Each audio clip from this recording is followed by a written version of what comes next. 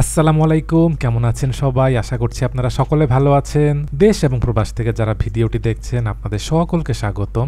সামনে এটি হচ্ছে পূর্বাচল এক্সপ্রেসওয়েটির শেষ প্রান্ত। এটির পরে সড়কের বাকি অংশটি হবে ঢাকা বাইপাস এক্সপ্রেসওয়ে। আজকে সেদিকে গিয়ে দেখব সেখানে কাজ চলছে কিনা। চলুন তাহলে আজকের ভিডিওটি শুরু করা যাক। সামনে সড়কের বাম পাশটি চলে গেছে গাজীপুরের ভোগরাতে এবং সামনের দিকটি সোজা চলে গিয়েছে ভুলতার দিকে। আর একটু সামনেই কাঞ্চন সেতু। সামনে এটি কাঞ্চন সেতু। এবার এদিকে এসে দেখতে পাচ্ছি নতুন যে সেতু হয়েছে, এর আগে সর্বশেষ যখন এখানে এসেছিলাম তখন যেমন দেখেছিলাম এখনো সেরকমই আছে। পুরনো সেতুর ডান পাশের এই অংশটি বর্তমানে যানবাহন চলাচলের জন্য বন্ধ রয়েছে। সব যানবাহন বর্তমানে এই লেন দিয়ে চলাচল করছে। এটিও ঢাকাতে প্রবেশের একটি গুরুত্বপূর্ণ রুট। পূর্বাচল এক্সপ্রেসওয়েটি হওয়ার ফলে যারা সিলেট, চট্টগ্রাম মহাসড়ক থেকে ঢাকাতে প্রবেশের জন্য এই পথটি ব্যবহার করেন। সড়কটিতে আগের থেকে যানবাহনের চাপ অনেক বেড়েছে। সেতুটির অপর প্রান্তের দিকে প্রায় সময় দেখা যায় সেখানে ভয়াবহ যানজট লেগে থাকে, যার ফলে এই পথ দিয়ে চলাচলের সময় সকলেরই অসুবিধা হচ্ছে।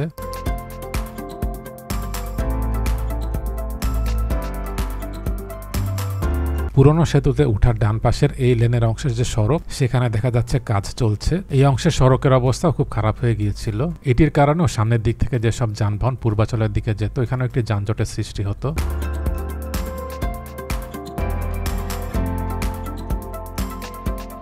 সামনে টোল প্লাজা, সড়কের কাজ, কিছু স্থানে চৌরাস্তা, এসব কারণে দেখা যায় সড়কটিতে যানজট লেগে থাকে। এটি পূর্বাচল এক্সপ্রেসওয়েটির শেষ প্রান্ত। ডান পাশের এই অংশটাই চলে গেছে গাজীপুরের ভোগরাতে।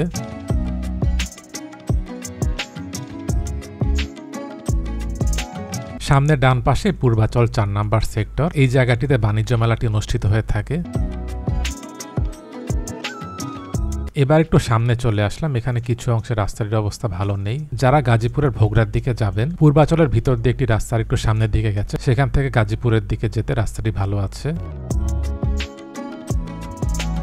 এবার একটু সামনে চলে আসলাম। এটি হচ্ছে পূর্বাচল আবাসিক এলাকাটির শেষ প্রান্ত। এদিক থেকে রাস্তাটি ভালো আছে। দুপাশে যে সার্ভিস লেন সেটিও দেখা যাচ্ছে হয়েছে। পূর্বাচলের ভিতর দিয়ে যে রাস্তা, সেটি এই রাস্তার সাথে সংযুক্ত হয়েছে।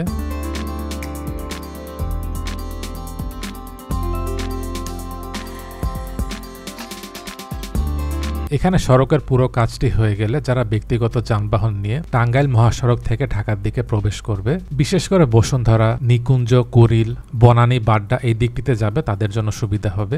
তখন ভোগড়া থেকে টঙ্গী বিমানবন্দর সড়ক হয়ে সেদিক দিয়ে যেতে হবে না। ভোগড়া পর্যন্ত গেলে বোঝা যাবে পুরো সড়কটির বর্তমানে কি অবস্থায় রয়েছে। অনেকদিন পর এই দিকটিতে আসলাম। পুরো সড়কটির অবস্থা যদি এরকম থাকে, তাহলে এই সড়কটি ব্যবহার করে এই দিক দিয়েও পূর্বাচল হয়ে ঢাকাতেও প্রবেশ করা যাবে। এখানে পুরো এক্সপ্রেসওয়েটির দৈর্ঘ্য 48 কিলোমিটার। কিছু স্থানে পেট্রোল পাম্প আছে, তবে এখানে কোনো সিএনজি পাম্প নেই। বেশ কিছু স্থানে ভবিষ্যৎ পরিকল্পনায় সিএনজি পাম্প করা যেতে পারে।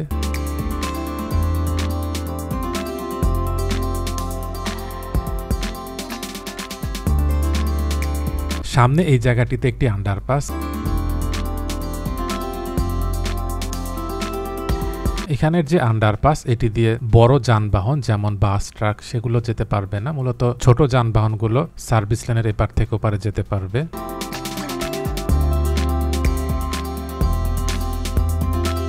এখানে এই দুটো অংশই হবে এক্সপ্রেসওয়ে, আর দুপাশে এটি হবে সার্ভিস লেন। এবার এই দিক দিয়ে যাওয়ার পথে দেখতে পাচ্ছি এখানে সার্ভিস লেনের কাজগুলো হয়ে গেছে।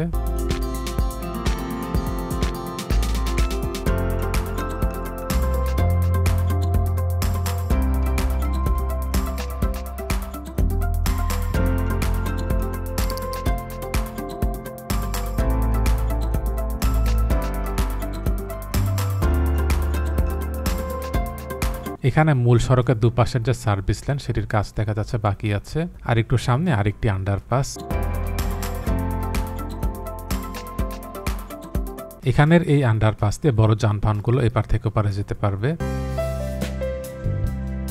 সামনে এক্সপ্রেসওয়ের এই লেনটিতে সম্ভবত এখন ফাইনাল কার্পেটিং এর কাজগুলো করা হবে। এবার চলে এসেছি উলুখোলা সেতুর দিকে।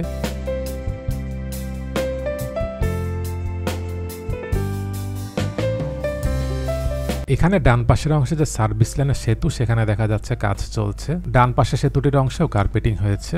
পুরনো সেতুর বাম পাশের এই লেনটি দেখা যাচ্ছে বন্ধ রয়েছে, সেখানে বর্তমানে সংস্কারের কাজগুলো চলছে। পুরনো সেতু দিয়ে মূলত এক্সপ্রেসওয়ে যানবাহনগুলো চলাচল করবে। বামে ডানে যে নতুন সেতু সেটি মূলত সার্ভিস লাইনের জন্য।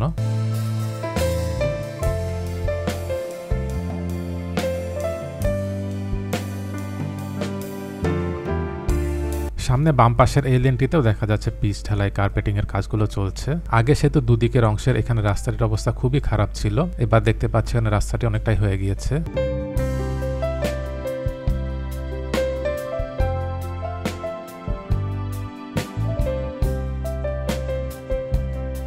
এদিক দিয়ে যখন যাচ্ছিলাম ডান পাশে দেখতে পেলাম কাশফুল, এই জায়গাটির দৃশ্যটি ভালো লাগছিল। সামনেই নদী, এই অংশটি সম্ভবত গাজীপুর জেলার ভিতরে পড়েছে। পিছনে উলুখোলা সেতুর ওই প্রান্ত থেকে সম্ভবত রূপগঞ্জ উপজেলা। ঢাকা বাইপাস এক্সপ্রেসওয়ের একটি অংশ গাজীপুর জেলা এবং আরেকটি অংশ নারায়ণগঞ্জ জেলার রূপগঞ্জ উপজেলায় পড়েছে। সামনে এই জায়গাটিতে নগদা সেতু। এবার নগদা সেতুর দিকে চলে এসেছি। এখানে দেখা যাচ্ছে সড়কের মাঝখানে ডিভাইডার অংশে রড বাঁধাইয়ের কাজগুলো চলছে। এরপর এখানে অটোমেটিক মেশিন দিয়ে ঢালাই করা হবে। ডিভাইডার অংশগুলোতে শাটার লাগানো হবে না।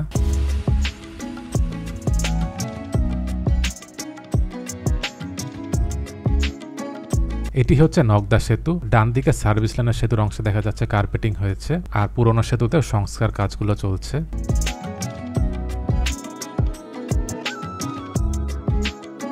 সামনে এখানে ডিভাইডারে ঢালাই করা হচ্ছে। কিছুক্ষণ আগে এই অংশগুলো ঢালাই হয়েছে।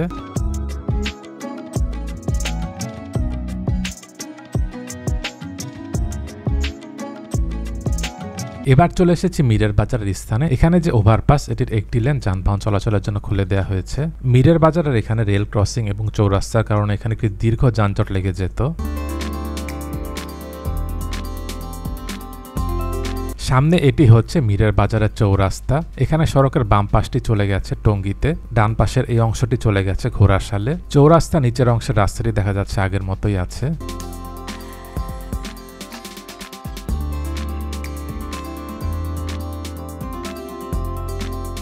এবার মেঘডুবির দিকে চলে এসেছি।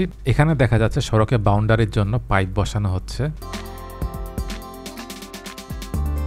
এদিক থেকে সামনে যাওয়ার পথে দেখতে পেলাম বেশ খানিকটা জায়গায় বাউন্ডারির জন্য কাজ চলছে।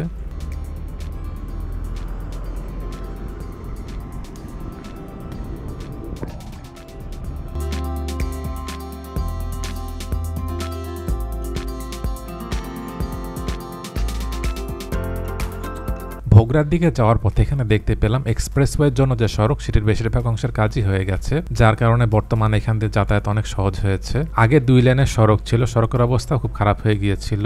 এই সড়কটি দিয়ে মূলত বেশিরভাগ ট্রাক চলাচল করে।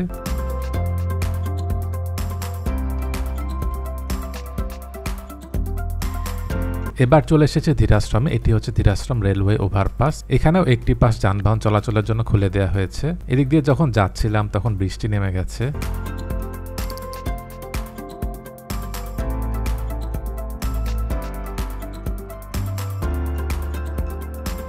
একটু সামনের দিকে আসার পর এই অংশে দেখা যাচ্ছে বাউন্ডারির কাজগুলো হয়ে গেছে।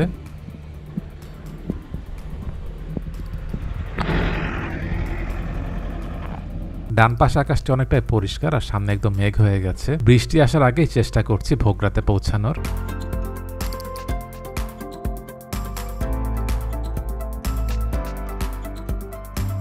আর একটু সামনেই ভোগড়া মোড়। এখান থেকে সম্ভবত ভোগড়া মোড়টির দূরত্ব 1 কিলোমিটার। এই অংশ দিয়ে যাওয়ার পথে দেখতে পেলাম এখানে সড়কের জন্য কাজ চলছে। বর্তমানে এই অংশে সড়কের অবস্থাটি ভালো নেই। কাঞ্চন সেতু থেকে এই পর্যন্ত আসার পথে দেখতে পেয়েছি এই অংশ এবং পূর্বাচলের সামনের কিছু অংশে সড়কের অবস্থাটি খারাপ রয়েছে। এছাড়া সড়কের প্রায় পুরো অংশটি বর্তমানে ভালো আছে। আর কাঞ্চন সেতু থেকে ভুলতা হয়ে মদনপুর পর্যন্ত সেই অংশে সড়কের জন্য কাজ চলছে।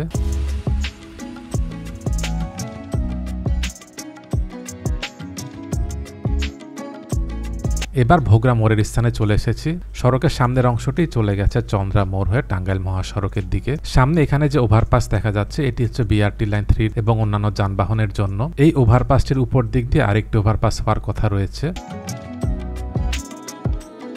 ভিডিওটি কেমন লাগলো কমেন্ট করে জানাবেন, ভালো লেগে থাকলে লাইক এবং শেয়ার করে অন্যদেরকেও দেখার সুযোগ করে দেবেন। দেশ এবং প্রবাস থেকে এতক্ষণ ধরে যারা ভিডিওটি দেখলেন আপনাদের সকলকে অসংখ্য ধন্যবাদ।